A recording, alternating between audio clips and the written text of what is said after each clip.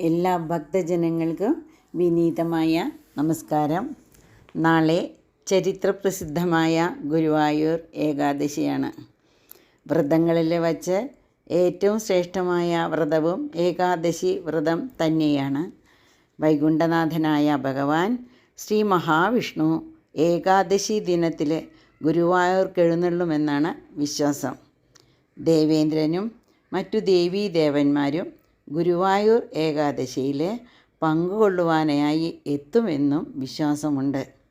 അങ്ങനെ ഗുരുവായൂർ ഏകാദശി മഹാശ്രേഷ്ഠവും പാപഹരവും പരിപാവനവുമായ ഏകാദശിയായിട്ട് അറിയപ്പെടുന്നു. ഗുരുവായൂർ ഏകാദശിയുടെ ഐതിഹ്യത്തെക്കുറിച്ച് പറയുകയാണെങ്കിൽ, കൃതയുഗത്തിൽ ദേവലോകം ആക്രമിച്ച് കൈയടക്കിയ മുരാസുരനെ തോൽപ്പിക്കാനായിട്ട് ദേവഗണങ്ങൾ എല്ലാവരും കൂടി ഒത്തുചേർന്നു. യുദ്ധം തുടങ്ങിയതിനിടയിൽ യോഗനിദ്രയിലായിരുന്ന ശ്രീ മഹാവിഷ്ണുവിൻ്റെ ദേഹത്ത് നിന്ന് വിവിധ ആയുധങ്ങളേന്തിയ ദിവ്യ തേജസ്സോടുകൂടിയ ഒരു സ്ത്രീരൂപം പ്രത്യക്ഷപ്പെട്ട് മുരാസുരനെയും സംഘത്തെയും ഭസ്മീകരിച്ചു. ബഹളത്തിനിടയിൽ യോഗനിദ്രയിൽ നിന്ന് ഉണർന്ന ഭഗവാൻ ശ്രീ മഹാവിഷ്ണുവിനെ നമസ്കരിച്ചു നിന്ന ആ ദിവ്യ തേജസ്വിയായ സ്ത്രീരൂപത്തോട് "ആരാണ് നീയെന്ന് ഭഗവാൻ ചോദിച്ചു. "ഞാൻ ഏകാദശിയാണെന്ന് ആ ദിവ്യമായ സ്ത്രീരൂപം മറുപടി നൽകി. സന്തുഷ്ടനായ ഭഗവാൻ എന്തു വരം വേണമെന്ന് ചോദിച്ചു.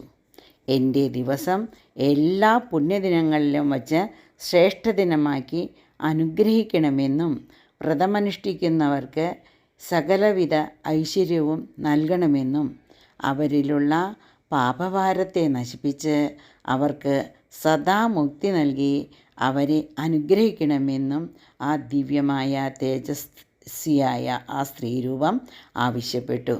അങ്ങനെ അതിൽ സന്തുഷ്ടനായ ഭഗവാൻ ശ്രീ മഹാവിഷ്ണു ആ ദിവ്യ തേജസ്വി രൂപത്തെ അനുഗ്രഹിച്ചുകൊണ്ട് ഭവതി ആഗ്രഹിക്കുന്നതെല്ലാം നിറവേറ്റുമെന്നും ഏകാദശി വ്രതം കൃത്യനിഷ്ഠയോടെയും ഭക്ത്യാദരപൂർവവും അനുഷ്ഠിക്കുന്നവർക്കെല്ലാം ഐഹിക സുഖങ്ങളും ഒടുവിൽ പരമസായുജ്യവും ലഭിക്കുമെന്നും അനുഗ്രഹിച്ചു.